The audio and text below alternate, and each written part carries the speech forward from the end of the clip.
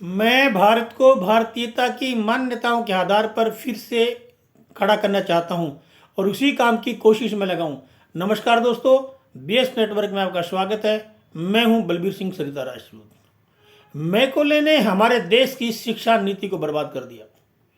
Macaulay ने हमारे देश में जो चल रहे थे 7,32,000 गुरुकुल, जो संस्कृत भाषा के माध्यम से उनमें शिक्षा दी जाती थी और वो गुरुकुल संस्कृत भाषा के आधार पर चलते थे, उन सब को उसने बंद करवा दिया। और जो गुरु हमारे उन गुरुकुलों में पढ़ाते थे उन सब को किसी को मरवा दिया, जिंदा जला दिया, उनके घरों में आग लगा दी गई, उनके हाथ काट दिए गए, उनकी उंगलियां काट दी गई। इतना अत्याचार किया और उसके बाद में इन सब गुरुकुलों को बंद करवा दिया गया। और गुरुकुलों को बंद करवाने के बाद में इन संस्कृत भाषा के ऊपर, जो संस्कृत भाषा गुरुकुलों में पढ़ाई जाती थी, इन पर प्रतिबंध लगा दिया गया। इन गुरुकुलों में प्रतिबंध लगा दिया गया। जिन गुरुकुलों के माध्यम से, जिस संस्कृत भाषा के माध्यम से जो गुरुकुलों में पढ़ाया जाता था, उसके माध्यम से हमारे देश के अंदर 97% साक्षरता हुआ करती थी, उन सब को नष्ट कर दिया इसने एक कानून बनाकर। वो कानून था इंडियन एजुकेशन एक्ट। और उस इंडियन एजुकेशन एक्ट के आधार पर मैकोले ने हमारे देश की शिक्षा नीति में सबसे पहले संस्कृत भाषा पर प्रतिबंध लगाया। उसके बाद में संस्कृत भाषा में पढ़ाई जाने वाले गुरुकुलों पर प्रतिबंध लगाया। हमारी संस्कृत भाषा की गुरुकुलों में पढ़ाने वाले अध्यापकों को, गुरुओं को, उनके हाथ कटवा दिए गए, उनकी उंगलियां कटवा दी गई, उनको जिंदा जला दिया गया। इनके माध्यम से, इन्हीं गुरुकुलों के माध्यम से हमारे देश के अंदर शिक्षा पढ़ाई जाती थी। अर्थशास्त्र पढ़ाया जाता था, भौगोलिक शास्त्र पढ़ाया जाता था, सर्जरी पढ़ाई जाती थी, मेडिकल शास्त्र पढ़ाया जाता था, इंजीनियरिंग पढ़ाई जाती थी, मैनेजमेंट की शिक्षा दी जाती थी। ये 18 प्रकार के जो ना हमारे इन गुरुकुलों के अंदर एक विषय होते थे, जिनके माध्यम से हमारे देश के विद्यार्थियों को शिक्षा दी जाती थी। इस गौरवशाली भारत के इतिहास को इस मैकोले ने आकर के इस शिक्षा पद्धति को एकदम से नष्ट भ्रष्ट कर दिया और एक कानून लगाया। यहाँ पे आने के बाद में इंडियन एजुकेशन एक्ट, उस इंडियन एजुकेशन एक्ट की आड़ में मैकोले ने हमारे देश की शिक्षा नीति को बिल्कुल बर्बाद कर दिया। चाहिए तो ये था हमारे देश के नेताओं को, हमारे देश की सरकारों को, जब देश हमारा आज़ाद हुआ, अंग्रेजों से मुक्त हुआ, तो मैकोले के द्वारा जो किया गया है, मैकोले के द्वारा जो रचा गया है, मैकोले के द्वारा जो पढ़ाया जाता है, उन सब चीज़ों को उल्ट कर देना चाहिए था। मैकोले के द्वारा बनाई गई कॉन्वेंट स्कूलों को बंद कर देना चाहिए था, अंग्रेजियत को बंद कर देना था, अंग्रेजी भाषा को खत्म कर देना चाहिए था और इन पब्लिक स्कूलों को बंद कर देना चाहिए था। लेकिन इन हरामखोर नेताओं ने, इन हरामखोर राजनीतिक दलों ने कुछ नहीं किया। इन्होंने बल्कि मैकोले के द्वारा जो बनाई गई जो व्यवस्थाएं थी, उनको संजो करके रखा, उनको कंटिन्यू किया, उनको आगे बढ़ाने का काम किया। क्योंकि ये मैकोले चले गया, अंग्रेज भी चले गए, मैकोले भी चला गया, मैकोले मर गया, लेकिन इन लोगों के अंदर मैकोले की आत्मा हमारे इन काले अंग्रेजों के अंदर प्रवेश कर गई और इनके अंदर जो ना मैकोले का जनमानस इनके अंदर जो ना पैदा हो गया। ये अंग्रेजों की औलाद हैं, ये मैकोले की, रॉबर्ट क्लाइव की ही औलाद हैं। इन्होंने उन व्यवस्थाओं को जिंदा रखा और जिंदा ही नहीं रखा, इनको आगे बढ़ाने का काम किया।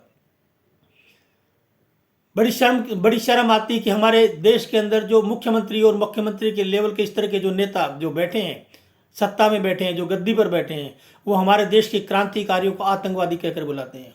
हमारे देश के इतिहास में महाराजा रणजीत सिंह को डाकू बताया गया है। हमारे देश के इतिहास में मैकोले ने लिखवाया जो मैकोले की द्वारा जो रची थी इतिहास है भारत का, उसमें लिखा हुआ है महाराजा रणजीत सिंह डाकू है। भगत सिंह को आतंकवादी दिखाया गया है, बताया गया है। चंद्रशेखर को आतंकवादी बताया गया है। बटुकेश्वर दत्त को आतंकवादी बताया गया है।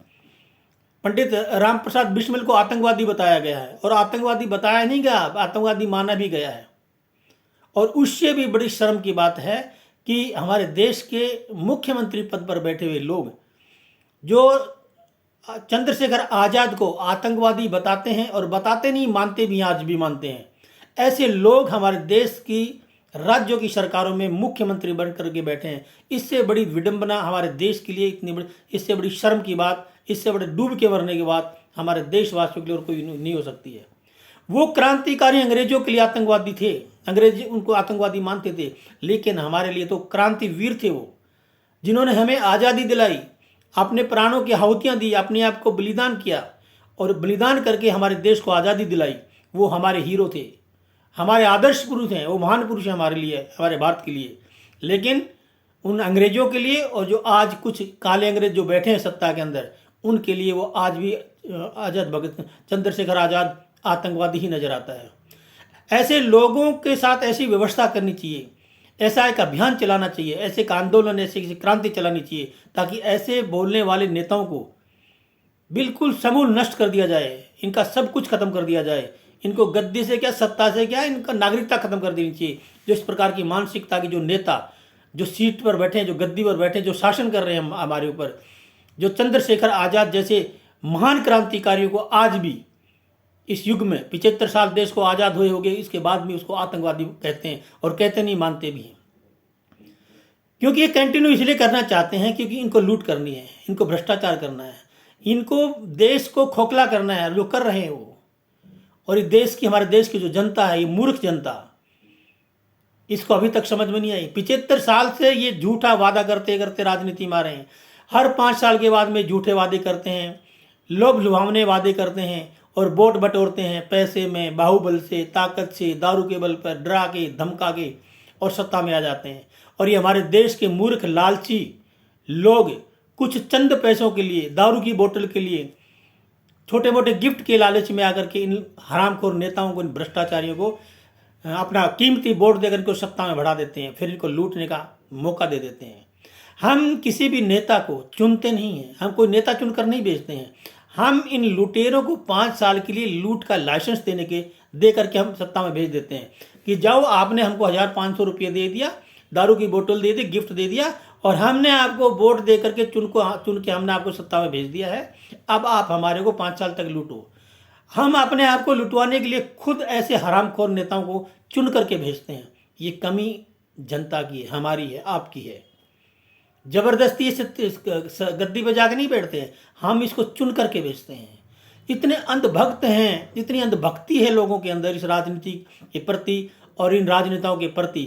अगर यही अंधभक्ति और यही पागलपन अगर देश के नागरिक, देश के नौजवान युवा, अगर देश की व्यवस्था को बदलने के लिए इनमें अगर ये नशा पैदा हो, ये ताकत पैदा हो, ये पागलपन पैदा हो, जो पागलपन राजनीतिक नेताओं के पीछे है, राजनीतिक दलों के पीछे है, अगर यही पागल देश के युवाओं के अंदर यही पागलपन अगर देश की क्रांति के प्रति हो जाए, एक आंदोलन के प्रति हो जाए, ताकि देश की इस कुरीत ये दुष्कर्म करने वाले नेताओं को व्यवस्था बदलने के लिए, इनका कुक्रम को ठीक करने के लिए, इनके कुक्रमों से बचने के लिए एक क्रांति का रूप करके, एक आंदोलन करके इस व्यवस्था को बदला जा सके।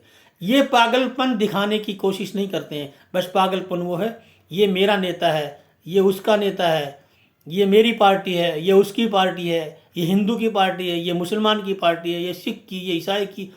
जाति धर्म में बांट बांट करके इस देश के टुकड़े टुकड़े कर डाले। कितने राज्य एक दूसरे राज्य से टूट करके अलग हो गया है।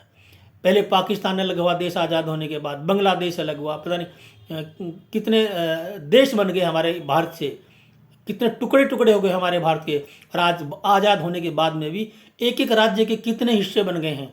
लेकिन फिर भी ये जो अंधभगत हैं, जो राजनीतिक दलों के, राजनीतिक नेताओं के, इन हरामखोरों के, जो पागलपन में जो घूमते रहते हैं, एक पागलों की तरह, एक चापलूसों की तरह, एक गुलामों की तरह, ये गुलामियत की जो मानसिकता जो अंग्रेज दे के गए हैं, ये गुलामियत की मानसिकता हमारे देश के लोगों से न जाने कब खत्म होगी।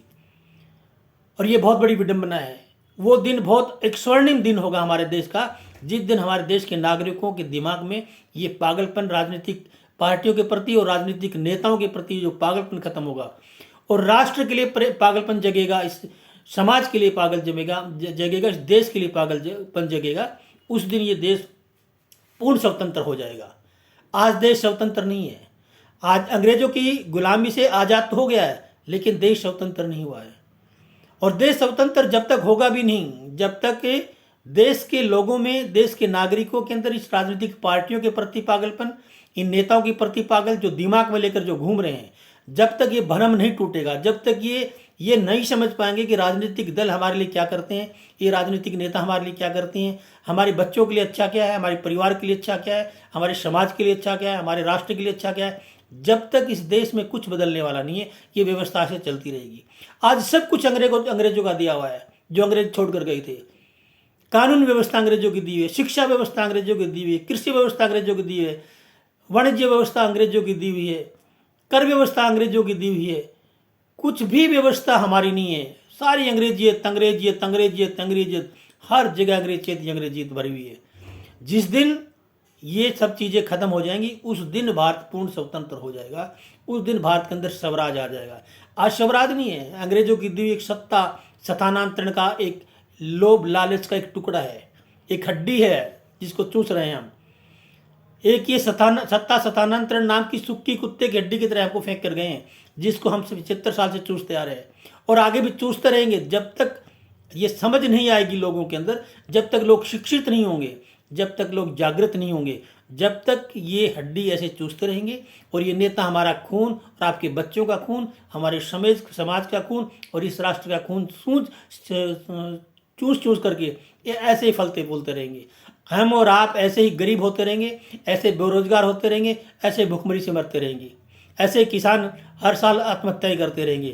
तो अगर देश की व्यवस्था को बदलना है, इन राजनीतिक ढांचे को बदलना है, इन राजनीति की कुरीतियों को अगर खत्म करना है, तो एकजुट होकर के आज फिर एक बार क्रांति करने की जरूरत है, आंदोलन करने की जरूरत है, ताकि इस राजनीतिक कुरीतियों को हम मिटा सकें, खत्म कर सकें और देश के अंदर जो अंग्रेजों की थोपी हुई जो शासन व्यवस्था है उसको बदल करके हम भारतीय शासन व्यवस्था लागू करें। इसके लिए सभी नौजवान युवाओं को इस आंदोलन में आना होगा, इस आंदोलन के साथ मिलना होगा, इस क्रांति का हिस्सा बनना होगा। अगर जो इंसान इस राष्ट्र को प्यार करता है, इस समाज को प्यार करता है, अपने परिवार को प्यार करता है, अपने बीवी बच्चों को प्यार करता है, अपने धर्म से प्यार करता है, तो वो इस क्रांति का हिस्सा बनेगा। अगर किसी भी भारतीय के अंदर, किसी भी नौजवान के अंदर या किसी भी भारतीय व्यक्ति के अंदर अगर इस देश के प्रति, इस राष्ट्र के प्रति खून उबाल खाता है, वो इसका हिस्सा बनेगा।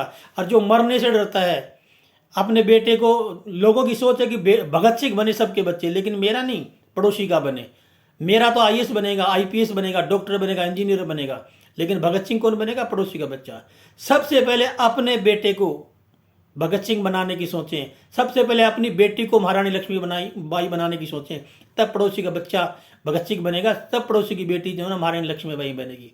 और हमारी सोच क्या है कि भगत सिंह तो बने, लक्ष्मीबाई तो बने, लेकिन पड़ोसी के बने। हम, मेरा बेटा या मेरी बेटी ना लक्ष्मीबाई बने ना भगत सिंह बने, बस हम तो नौकरी करें, आईएएस बने, आईपीएस बने, इंजीनियरिंग बने, डॉक्टर बने, पुलिस वाले बने, आर्मी वाले बने, बस ये सोच हमारी। पढ़ लिख करके गुलाम बनने का शौक है, लेकिन पढ़ लिख करके शिक्षित होकर स्वावलंबी बनने की कोई नहीं सोचता है, आत्मनिर्भर बनने की कोई नहीं सोचता है। गुलामी की मानसिकता अंग्रेजों की दी आज भी उतनी भरी हुई है। बस पढ़ लिख करके नौकरी करनी, नौकर बनना है, मालिक नहीं बनना है, स्वावलंबी नहीं बनना है, वो खुद जो है ना सेल्फ रेस्पेक्ट नहीं पानी है, बस गुलामी की दी इज्जत को ढोते रहना है। आत्मनिर्भर बनने के लिए पहले शिक्षित बनना होगा।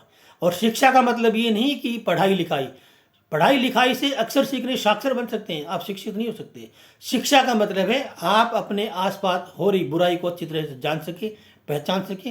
ये राजनीतिक पार्टियां हमारे साथ क्या करती हैं, ये नेता हमारे साथ क्या करते हैं, ये जो सरकारी जो नौकरशाह है हमारे लिए क्या करते हैं, हमारे लिए, हमारे बच्चों के लिए, हमारे परिवार के लिए, हमारे राष्ट्र के लिए, हमारे समाज के लिए क्या अच्छा है और क्या बुरा है। जब तक ये समझ जब तक नहीं आएगी लोगों के अंदर, जब तक ये जागृति लोगों में नहीं आएगी, जब तक ना ये समाज बदलेगा, ना ये राष्ट्र बदलेगा, न ये अंग्रेजों की थोपी व्यवस्था बदलेगी, न कानून बदलेगा, न शिक्षा नीति बदलेगी, न कृषि नीति बदलेगी, कुछ भी नहीं बदलने वाला। ऐसे चलता रहेगा और आप ऐसे चलते रहेंगे धूल मलट मारते हुए।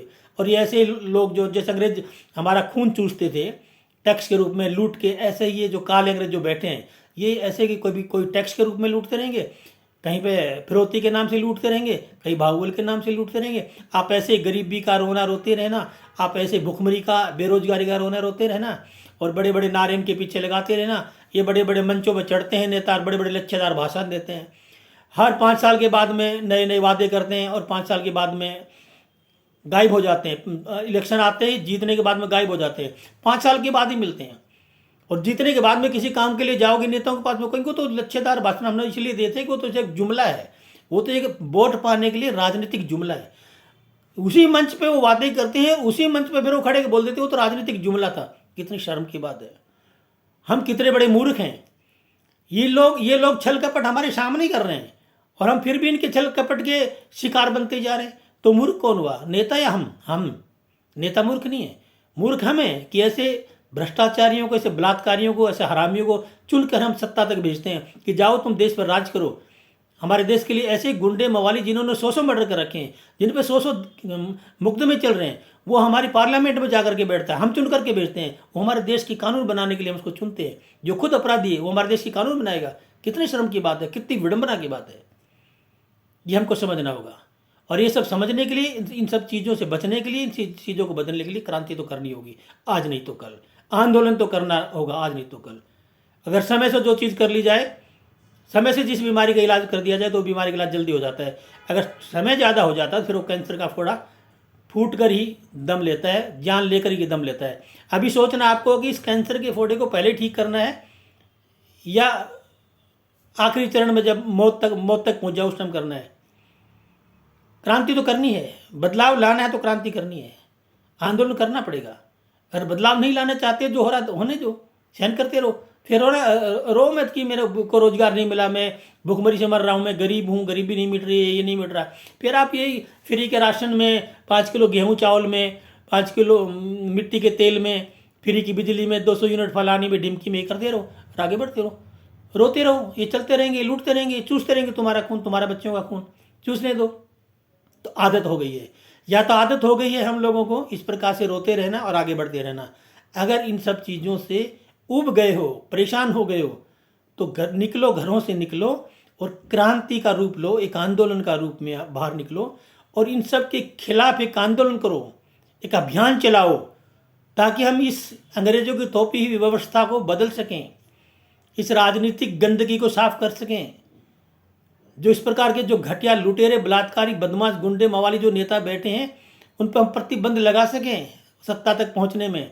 हम देखभाल करके वोट दें, हम जाति या धर्म के नाम पे, अगड़ा पिछड़ा के नाम पर वोट ना दें, वोट हम मुद्दों के नाम पे दें। तो ही देश का और इस राष्ट्र का, इस समाज का और आपके बीवी बच्चों का और परिवार का कल्याण होगा, अन्यथा आप ऐसे लूटते रहेंगे। तो आज के अंक में बस इतना ही, कल फिर मिलेंगे किसी और मुद्दे पर। जब तक मेरा वीडियो शेयर करिए, लाइक करिए, सब्सक्राइब जरूर करिए। जय हिंद, जय भारत, वंदे मातरम।